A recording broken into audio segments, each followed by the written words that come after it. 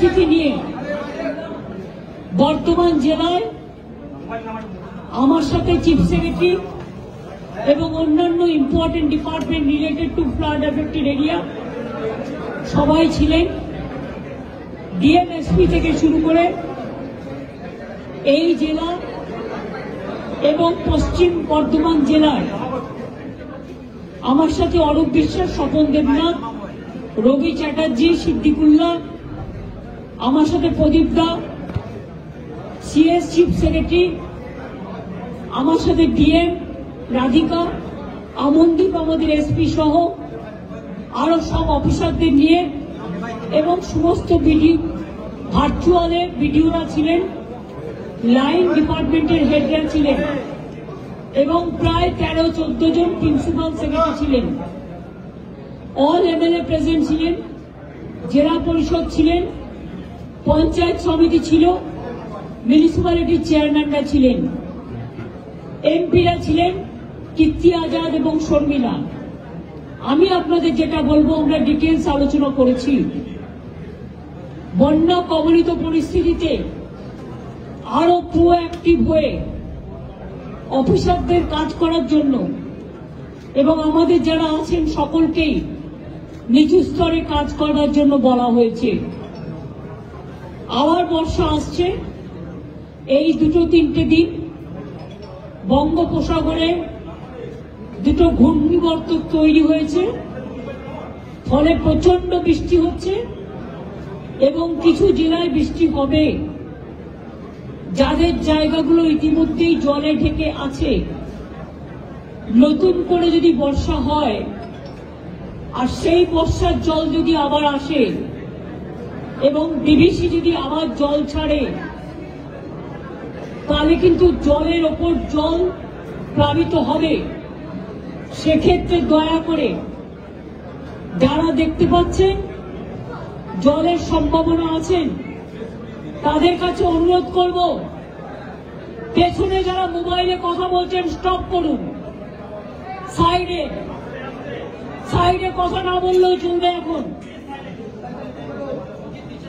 আমি আপনাদের যেটা বলছি, সেই সব জায়গায় দায়িত্ব দেওয়া হয়েছে বিডিওদের, ডিএম, এসডিও, আইসিদের, যে তারা দরকার হলে মানুষকে বুঝিয়ে সুঝিয়ে, আমি জানি ঘর ছেড়ে আসা খুব মুশকিল, কেউ তার নিজের বাসস্থান ছাড়তে চায় না, কিন্তু একটা মানুষের জীবন চলে গেলে জীবন ফিরে আসে না। বাসস্থান হয়তো ফিরে পাওয়া যায়, কিন্তু জলে ভেজা কর্দমাক্ত অবস্থায় অনেক কিছু তাদের নষ্টও হয়। এই অবস্থায় আমরা এমএলএদেরও বলেছি, আমরাও গুরুত্ব দিতে বলেছি।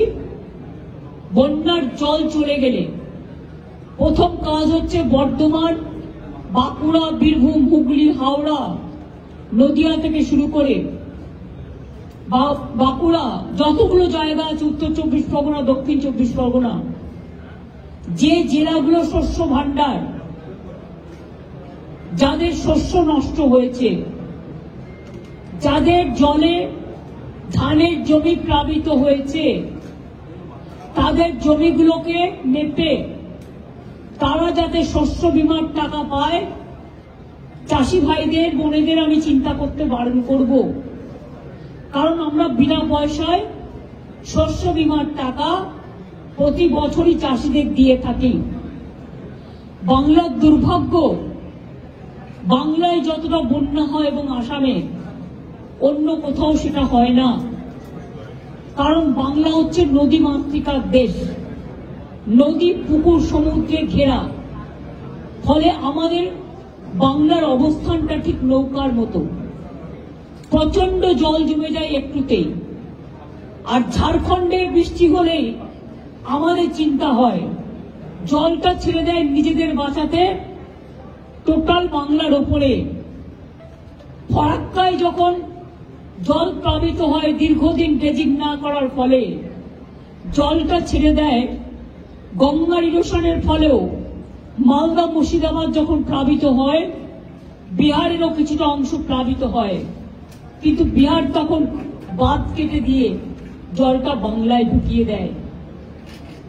Ganga action plan, ফ্ল্যাড control, DVC তিনটেই কেন্দ্রীয় সরকারের আমলে, মানে অন্তরে মানে ওদের অধীনে, কিন্তু আজ পর্যন্ত কোনো কাজ তারা না করার ফলে লক্ষ লক্ষ মানুষের ঘর ডুবে যাচ্ছে, কৃষিক্ষেত্র ডুবে যাচ্ছে, শস্য ক্ষেত্রে ডুবে যাচ্ছে। ইলেকশনে যে টাকাটা আমরা খরচ করি, আমি সব রাজনৈতিক দলকে বলবো, বড় বড় বিল্ডিং বানিয়ে, নিজেদের মূর্তি বানিয়ে যে টাকাটা আপনারা খরচ করেন, দয়া করে কেন্দ্রীয় সরকার তার 1/4 যদি আমরা পাই, আমরা Ganga action plan, flood control সিচুয়েশনটা আরো ভালো করে করতে পারি। আমাদের সব আগে থেকেও খবরই রাখতো না, এখন তো আমরা মনিটরিং করি 24/7। সব ছুটি বাতিল করা হয়েছে, কারণ একটাই, রাত জেগে সরকারি কর্মচারী হোক, পুলিশ হোক, আমাদের দলের স্বেচ্ছাসেবকরা হোক, তারা পাহারা দিচ্ছেন। সব বিডিও আইসির ওখানে মাইক্রোফোন রাখার ব্যবস্থা করা হয়েছে।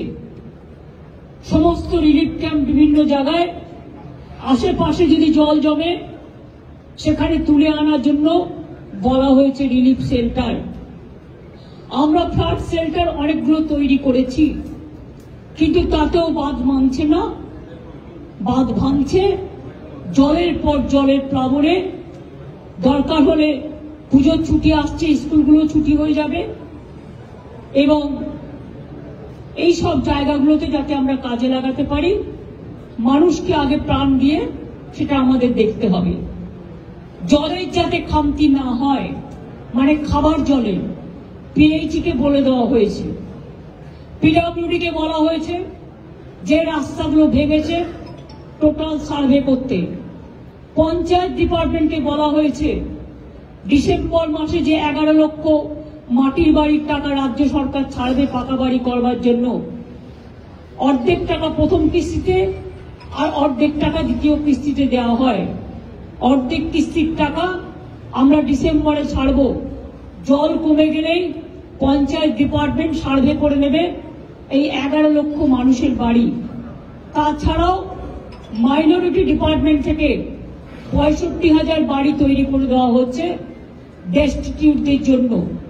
সেই সংখ্যাটা যদি ওই লিস্টে থাকে, তাহলে অটোমেটিক্যালি সেই সংখ্যাটা এই লিস্টে যুক্ত হবে।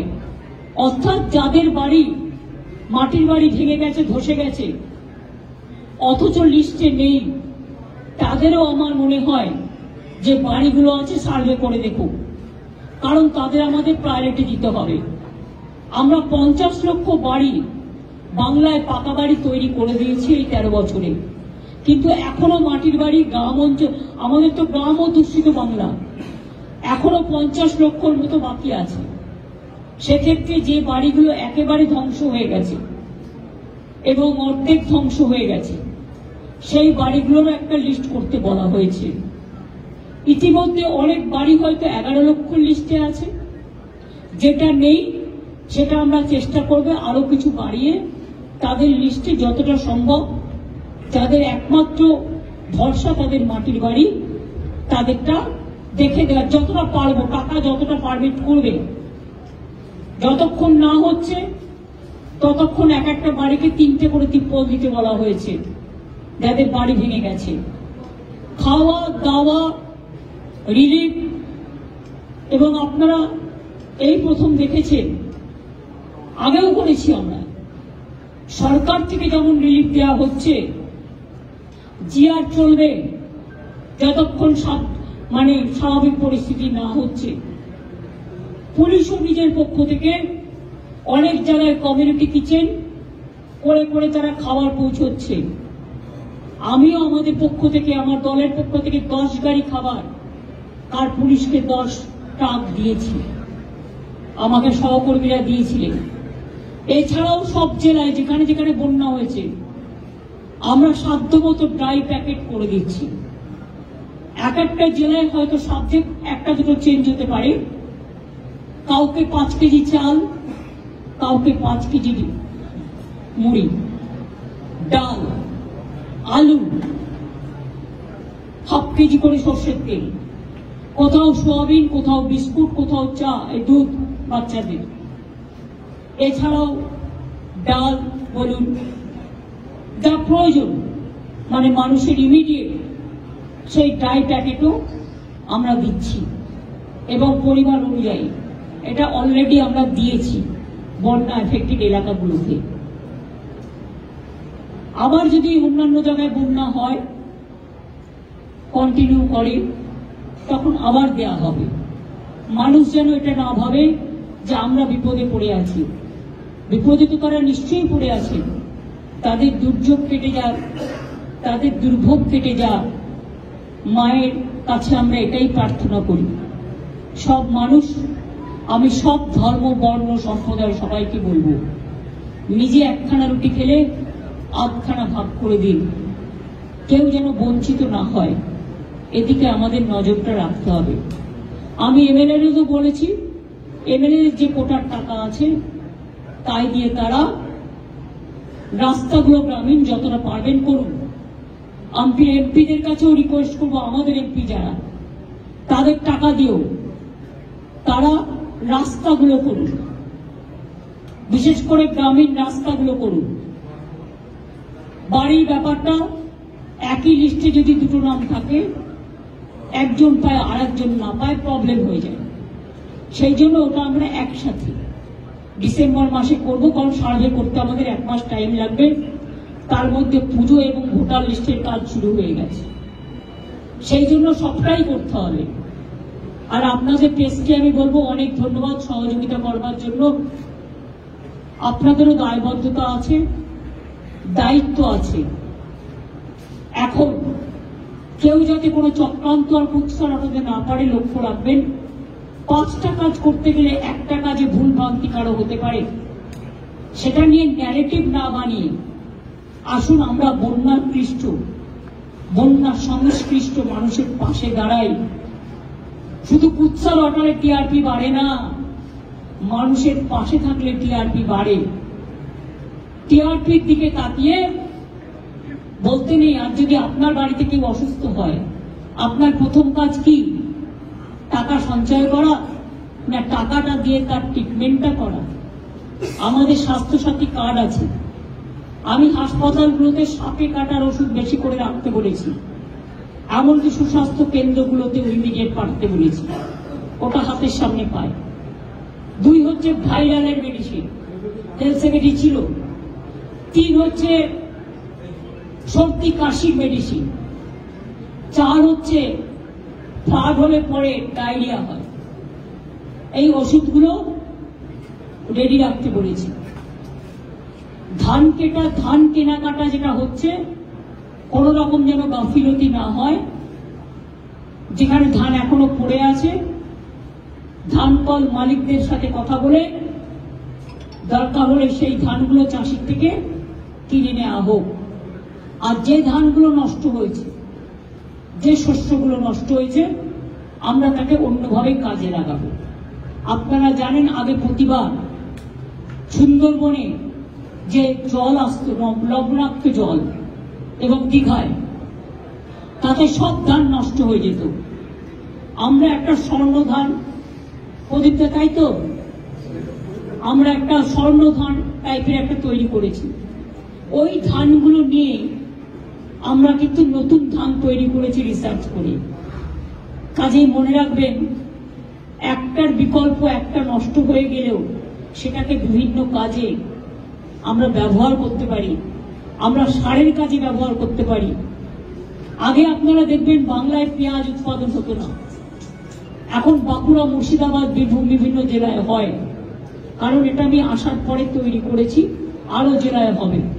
এই যে মালদা, মুর্শিদাবাদ, নদিয়ায় বড় বড় ড্রাগন ফল, এগুলো সব কিন্তু আমরা তৈরি করেছি। অনেক জায়গায় স্ট্রবেরিও চাষিরা চাষ করছে। তাছাড়াও মনে রাখবেন, আগে ইলিশ মাছ আমাদের এখানে হতো না, কিন্তু আমরা আসার পর 2013 সালে ডায়মন্ড হারবারে একটা ইলিশ মাছের রিসার্চ সেন্টার তৈরি করে আজ কিন্তু আমাদের কোলাঘাট বলুন, ডায়মন্ড হারবার বলুন, অন্যান্য কাকদ্বীপ বলুন, নামখানা বলুন, দীঘা বলুন, প্রচুর ইলিশ মাছ হয়। তার কারণ একটাই, এগুলো করা হচ্ছে। ডিমও আমরা সবটাই আনতাম প্রায় হায়দ্রাবাদ থেকে। আমরা এই বছর ডিসেম্বরের মধ্যে ডিমের সেলফ সাফিসিয়েন্ট হয়ে যাব। মাছটা বাকি আছে, তার কারণ একটা মাছ বড় হতে 2 বছর লাগে। প্রায় 700 ফার্মে মাছ তৈরির কাজও চলছে।